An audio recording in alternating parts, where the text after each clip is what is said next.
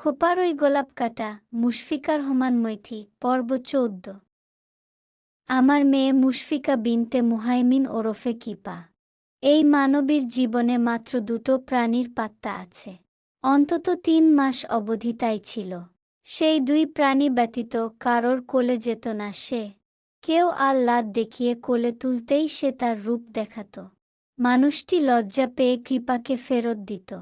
যে দুই প্রাণীর কাছে এই মানবী থাকতেন সেই দুই প্রাণী হলাম আমি এবং সাহেব।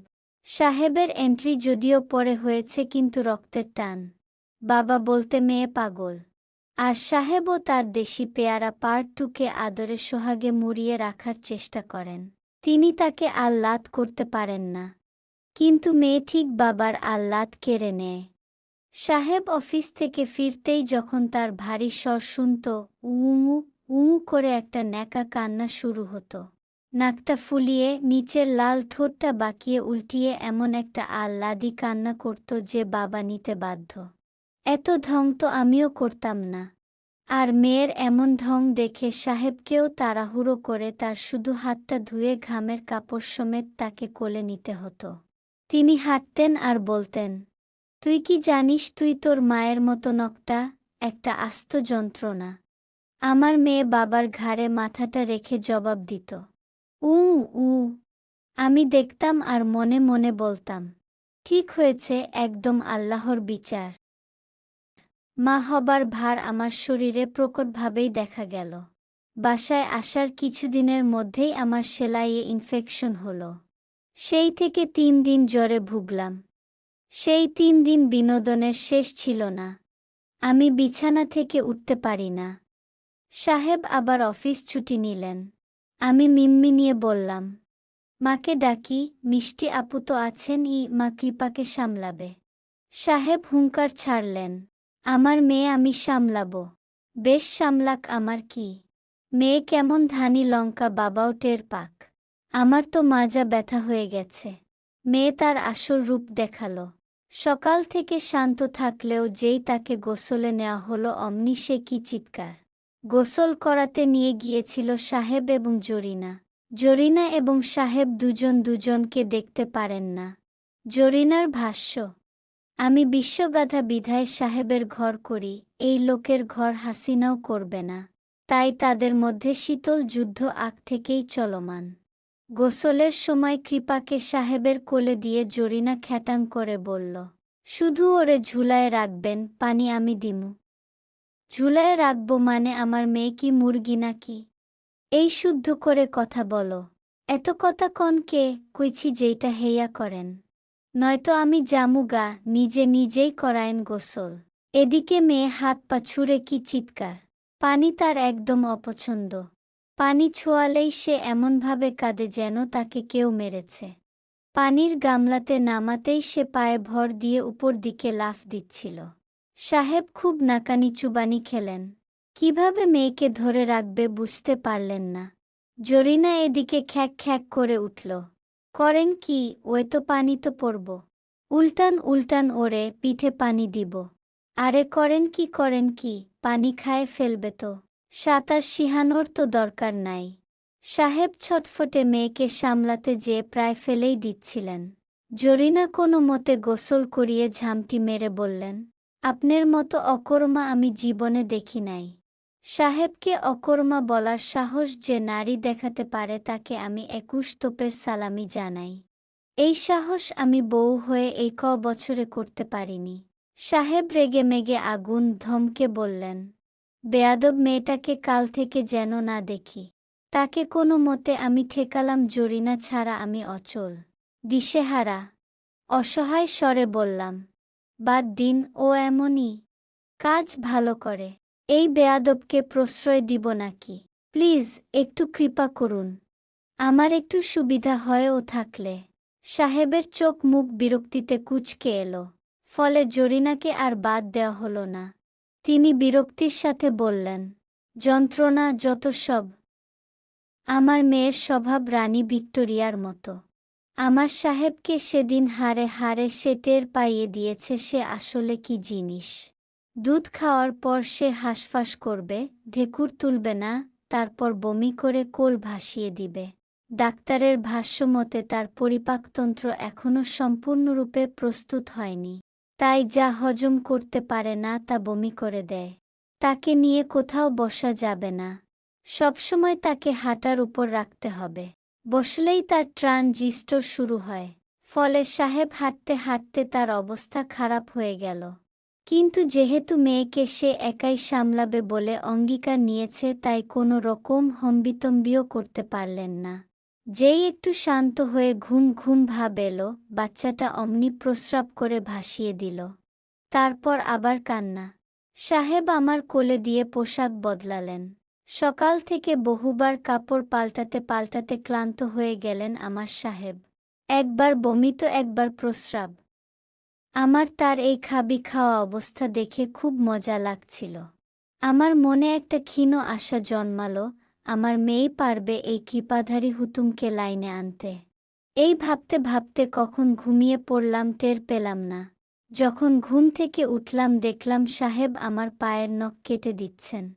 আমার পায়ের নখ কাটা হয় না অনেক দিন। বুড়ো আঙ্গুলের নখটা তো ভেঙেও গেছে। সময় পাই না, মেয়ে এক মুহূর্ত ছাড়ে না। গোসল বা খাওয়াটাই আমার কাছে বিলাসিতা হয়ে গেছে। আমি উঠে বললাম, কি করেন? দানবীর নখ কাটি, নখ দিয়ে নিশ্চয়ই মাটি খোঁড়া হবে না। আমি হাসলাম। তিনি মনোযোগ দিয়ে আমার নখ কাটছেন, দেখতে খুব সুন্দর লাগছিল। তার চুল বড় হয়েছে। সূক্ষ্মভাবে দেখতে এক দুটো পাকা চুল দেখা যায়। সেই শান্ত নির্লিপ্ত চোখজোড়ার উপর ঘন আঁখি পল্লব। বিকালের কমলা রোদের আঁচড়ে খুব শৈল্পিক সৃষ্টি লাগল আমার বুড়ো হুতুমটাকে। পাশে তাকিয়ে দেখলাম মেয়েকে পাশে শোয়ানো। সে ঘুমাচ্ছে, হাত দুটো ছড়ানো, কিন্তু তালু মুট করা। কি শান্ত পরীর মতো লাগছে। আমার এই দুনিয়াটা আমার দেখতে খুব ভালো লাগলো। মনে হলো এটাই আমার এক মুঠো প্রশান্তি। মেয়েকে বিছানায় শোয়ানোর মতো এই বিশাল কাজটা আমার সাহেব কি করে করলেন তা অবশ্য বুঝতে পারলাম না। আমি অবাক হয়ে তাকে শুধালাম, আপনি ওকে শোয়াতে পেরেছেন? ও তো শোয় না, বুকের উপর লেপ্টে থাকে। তিনি চোখ না তুলেই গম্ভীর স্বরে বললেন, মুরদ থাকতে হয়, সবার দ্বারা তো সব হয় না। ব্যাস, আমার অনুভূতি কেচে গেল। এই হুতুমটা খোঁচা না মেরে কথা তো বলতে পারে না। ভালো কথা কি মুখ থেকে বের হবে না। সব কিছুতেই একটা খোঁচা, যন্ত্রণা, যত সব। এমন একটা ভাব যেন সব পেরে উল্টে দিয়েছে।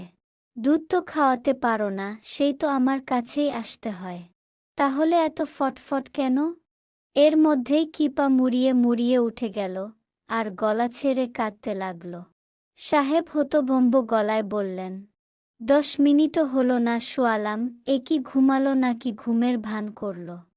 আমি সশব্দে হেসে ফেললাম। বললাম, আপনারই মেয়ে। হুতুম কঠিন চোখে তাকালেন।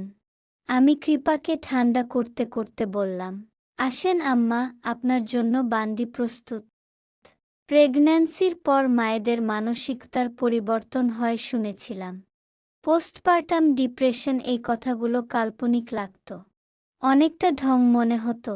মুড সুইং, হঠাৎ হঠাৎ রেগে যাওয়া, কান্না করা, বিরক্ত হওয়া, মন খারাপ হওয়া, এই বিষয়গুলো আমার কাছে বাড়াবাড়ি লাগত। মা হয়েছি এটাই তো আনন্দের বিষয়। একটা ছোট পুতুল কোলে খেলবে, এটাই তো সর্বোচ্চ প্রাপ্তি। কিন্তু কিপার জন্মানোর পরের 3টে মাস আমার কাছে খুব বিভীষিকাময় ছিল। মা হবার এই যাত্রাটা আমার জন্য সহজ ছিল না। আমার বয়স তখন 20-এর দোয়ারে। উপর থেকে সিজারের প্যাশেন্ট, আমার সেলাইতে একবার না মোট 2বার ইনফেকশন হয়েছিল। সেই সেলাই শুকাতে 1 মাস সময় লেগেছিল। তখন চিকিৎসা এত উন্নত ছিল না। ফলে ইনফেকশন হওয়া যেন খুব সাধারণ বিষয়। ব্যথায় পেট টনটন করত, পুজ বের হতো, জ্বর আসত। মাঝে মাঝে আমি হাউমাউ করে কাঁদতাম। উপর থেকে আমার মেয়ে কৃপা এক বিন্দু আমাকে ছাড়ত না। সারাদিন চিৎকার করত, কাঁদত। ওকে দুধ খাওয়ালেও কাঁদত, না খাওয়ালেও কাঁদত, হাগু করলেও কাঁদত, না করলেও। এখন হলে ডাক্তাররা কলিক বেবি আখ্যা দিতেন। তখন ডাক্তার কোনো অসুখ খুঁজে পেলেন না। বললেন, অপরিপক্ক বাচ্চা, দুনিয়াতে অ্যাডজাস্ট করতে সময় লাগছে। ওকে আমি কারোর কোলে দিতে পারতাম না, নিজের ফুপু দাদির কোলেও না। এমন দিনও গেছে আমি ঘুমাইনি সারা রাত। কিপা আমার বুকের উপর ব্যাঙাচির মতো পড়ে আছে আর আমি সারা রাত সজাগ। ঘাড় ধরে আসতো, মাজা কটকট করত। সাহেব আমাকে সাহায্য করতেন। অফিস থেকে ফেরার পর আমাকে একটু মুক্তি দিতেন। কিন্তু তাকে সকালে অফিস যেতে হতো, তাই রাতে তাকে সজাগ রাখতে পারতাম না। খুব মায়া লাগত। মানুষটা মাঝে মাঝে জোর করে আমাকে ধমকে ঘুমাতে পাঠাতো। আমি একটু পর উঠে যেতাম কৃপার কান্নায়। কারণ সাহেবের ক্লান্তিভরা চোখ ঘুমে ভেঙে আসত। মাঝে মাঝে অসহ্য লাগত আমার। যখন কোনোভাবেই কৃপার কান্না থামাতে পারতাম না, তখন মাথায় বিশ্রী বিশ্রী চিন্তা আসত। একবার কৃপার কি হয়েছে জানি না, শুধু কাঁদছিল। একটু পর পর খাচ্ছিল আর বাথরুম করছিল, তারপর আবার কাঁদছিল। মাঝে মাঝে নাকে মুখে দুধ উঠাচ্ছিল। তখন ডাইপার এত কমন ছিল না, আমরা কাঁথাই ব্যবহার করতাম। ফলে কাঁথা ভিজিয়ে ডিবি হলো, 2 বালতি জমল। শাশুড়ি মার করা বাক্য, বাচ্চার কাপড় কাজের মেয়েকে দিয়ে ধোয়াবা না, নিজেই ধুবা কিন্তু বউ। সেই কাঁথার ডিবি দেখে আমার কান্না চলে এলো। পেটে ব্যথার মধ্যে কতগুলো কাঁথা ধুতে হবে। সারারাত নির্ঘুম, আমার শরীর ক্লান্ত। সাহেব উঠে পড়েছেন, তিনি একবার মেয়েকে নিয়ে হাঁটেন, আমি একবার হাঁটি। একটা সময় আমার দুধও পাচ্ছিল না মেয়ে, ফলে কি কান্না। তখন মনে হয়েছিল ওকে আছাড় দেই। এত কান্না করে কেন, থামে না কেন? কিন্তু পরমুহূর্তে কথাটা ভাবতেই আমার বুক কেঁপে উঠল। আমি ধপ করে বসে পড়লাম বিছানায়। আস্তাগফিরুল্লাহ পড়লাম দ্রুত। সাহেবের কাছ থেকে কৃপাকে বুকে জড়িয়ে নিলাম। কি বাজে চিন্তা! সেদিন মেয়ে ঘুমিয়েছিল সকাল 10টায়। পরদিন সাহেব অফিস কামাই দিয়েছিলেন। মেয়েকে যে ডাক্তার দেখানো হয়নি এমন না। ডাক্তার, কবিরাজ, হুজুর, হোমিওপ্যাথি সব দেখানো হয়েছে, কিন্তু লাভ হয়নি। মেয়ের এই কান্না 3 মাস পর্যন্ত চলমান ছিল। এই 3টা মাস আমার ওজন কমে গিয়েছিল অনেক। 2বার ইউরিন ইনফেকশনও হয়েছিল। ডাক্তার আমার সাহেবকে ধমক দিয়ে বলেছিলেন, খাওয়ান খাওয়ান না নাকি? ওজন কমছে কেন? এমন হলে তো আবার রক্ত দেওয়া লাগবে। সাহেব আমার দিকে চিন্তিত চোখে তাকালেন। আমি মাথা নত করে ফেললাম। তিনি বাসায় এসে জরিনাকে গুরুতর দায়িত্ব দিলেন আমাকে, যেন সে মুখে তুলে খাইয়ে দেয়। জরিনা রসিয়ে রসিয়ে বলল, খাইসটা ব্যাডার পীড়িত আছে। 3 মাস পর আমার মেয়ের কান্নার স্রোত কমল।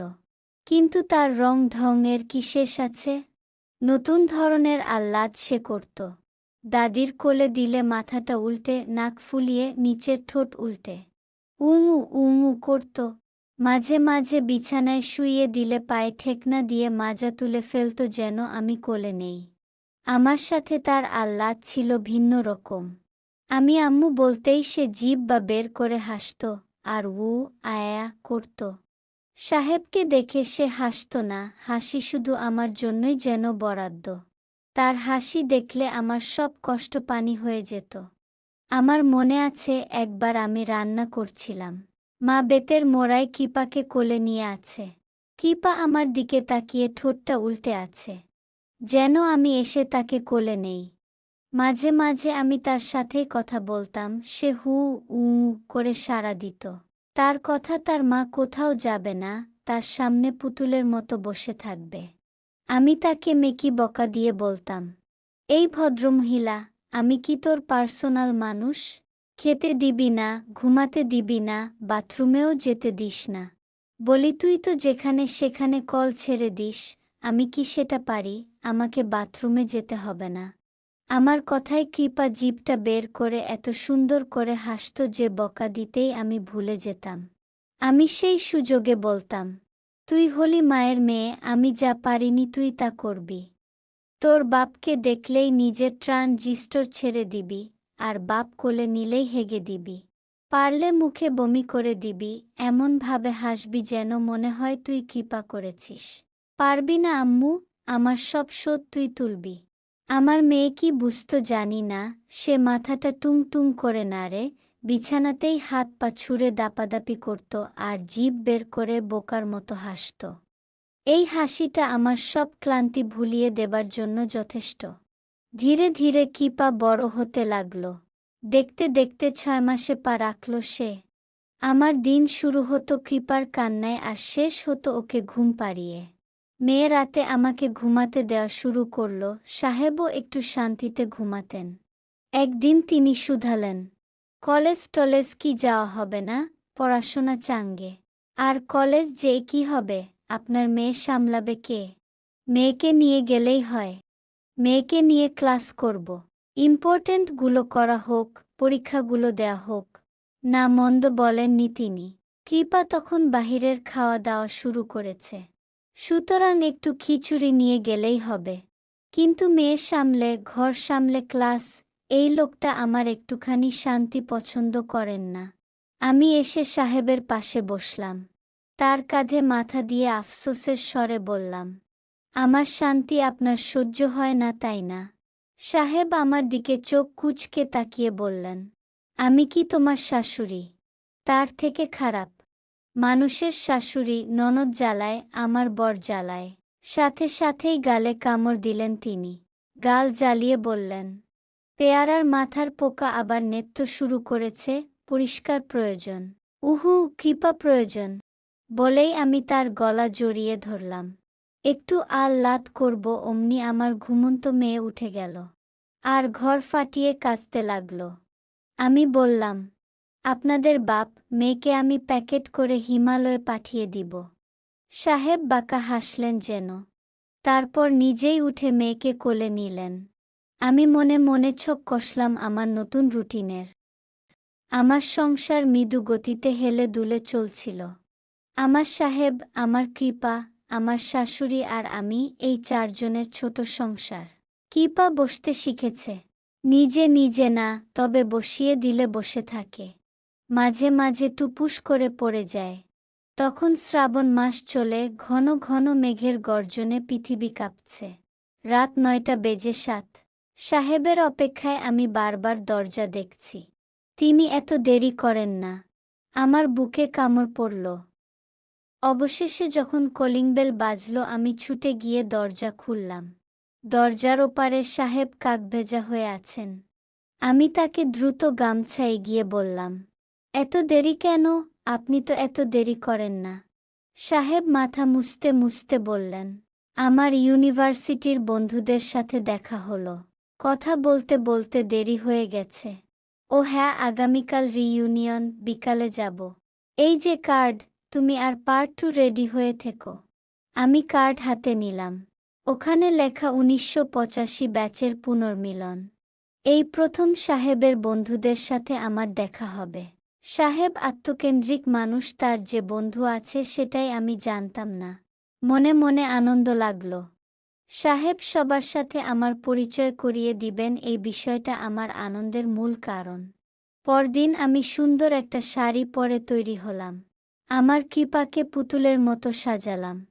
আমার মেয়ের গোল গোল চোখগুলো খুব মায়াকাড়া, তাই তাকে সব কিছুতেই মাশাল্লাহ লাগে। সাহেব এসে আমাকে নিয়ে গেলেন এক রেস্তোরাঁয়। যতটা আনন্দের সাথে আমি গিয়েছিলাম, আনন্দটা টেকসই হলো না।